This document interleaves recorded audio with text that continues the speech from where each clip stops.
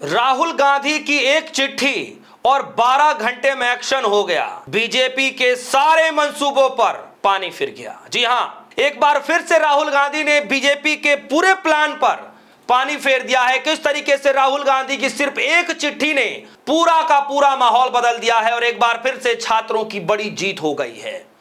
दोस्तों, यह खबर तो मैं बताऊंगा ही कि किस तरीके से छात्रों की जीत हुई है, राहुल गांधी ने किसको चिट्ठी लिखी है। लेकिन उससे पहले मैं आपको बता दूं कि बीजेपी को राहुल गांधी और कांग्रेस पार्टी समेत सबको घेरने का एक मौका मिला, क्योंकि राहुल गांधी उस पिच पर खेल रहे थे जिस पिच पर बीजेपी को मौका नहीं मिल पा रहा था।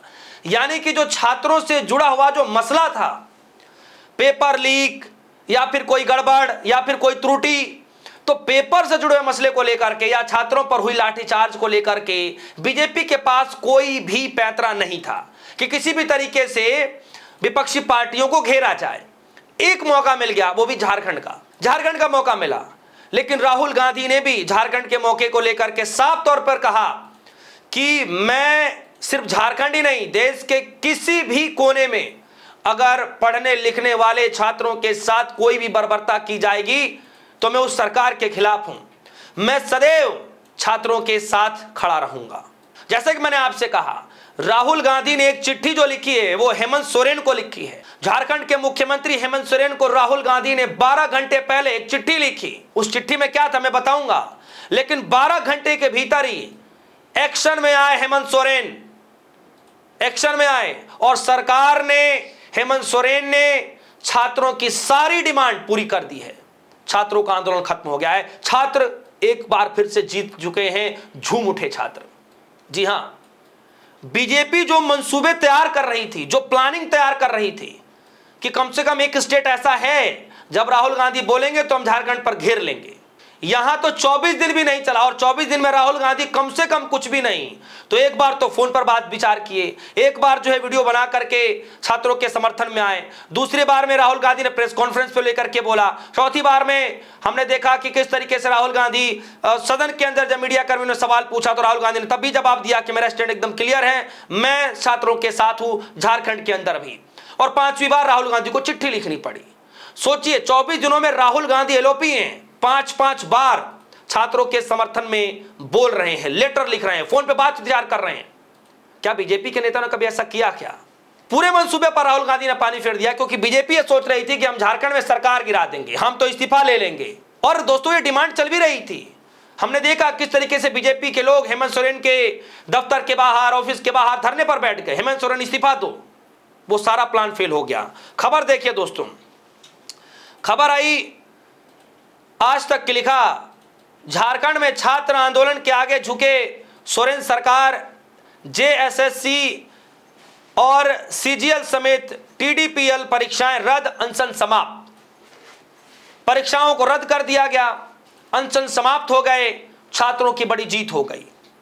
और सबसे बड़ी बात जो दूसरी खबर आई, खबर में लिखा छात्र आंदोलन, एबीपी न्यूज, राहुल की सोरेन को चिट्ठी, कहा व्यक्तिगत तौर पर आप इसको देखें और इसको आप जल्दी से सॉल्यूशन दीजिए। राहुल गांधी ने एग्जैक्ट क्या कहा है मैं अभी आपको बता दूं, लेकिन उससे पहले मैं आपको बता दूं कि क्या क्या फैसले लिए गए हैं सरकार की तरफ से और किस तरीके से छात्रों की बड़ी जीत हुई है, किस तरीके से बीजेपी के मंसूबों पर पानी फिरा है, वो सब कुछ मैं आपको इस खबर में बतलाने जा रहा हूं। इसमें लिखा एक चीज जो गौर करने वाली बात है, 2014 से लेकर के अब तक जो भी परीक्षाएं हुई हैं उसकी जांच होगी। सरकार ने साफ किया है कि टीडीपीएल द्वारा कराई गई विवादित परीक्षाएं निरस्त रहेंगी। वही धांधली की जड़ों तक पहुंचने के लिए 2014 के बाद से सभी भर्ती परीक्षाओं को सीआईडी जांच के दायरे में लाया गया है। इसका मतलब है कि जांच सिर्फ मौजूदा विवाद तक सीमित नहीं रहेगी, पिछले कई वर्षों में हुए भर्ती परीक्षाओं में भी जांच के दायरे आएंगे। सीएम हेमंत सोरेन ने कहा कि सीआईडी और एसआईटी की जांच के दौरान कई अहम तथ्य सामने आए हैं। उन्होंने बताया कि जेएसएससी में भर्ती हुए कुछ लोगों पर जेपीएससी में धोखाधड़ी और धांधली करने के आरोप लगे हैं। ऐसे मामले में गिरफ्तारियां भी हुई हैं।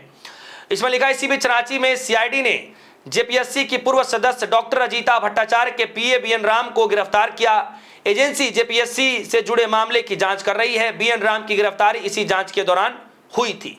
तो कई जो है पैटर्न पर जांच चल रहा है, कई लेयर की जो है आगे भी जांच होगी। जांच के आश्वासन दिए गए, जितनी परीक्षाएं की गई, धांधली को जिनमें आरोप लगे, सबको जो है सीआईडी के हाथ से जांच कराया जाएगा। तो ये सारी चीजें कर दी गई और फिर छात्रों ने बातें मान ली, छात्रों की जीत हो गई, अनशन तोड़ दिया। राहुल गांधी ने कैसे पूरे खेल को पलटा, अब राहुल गांधी क्या क्या रहे हैं, अब जरा मैं वो आपको बता दूं।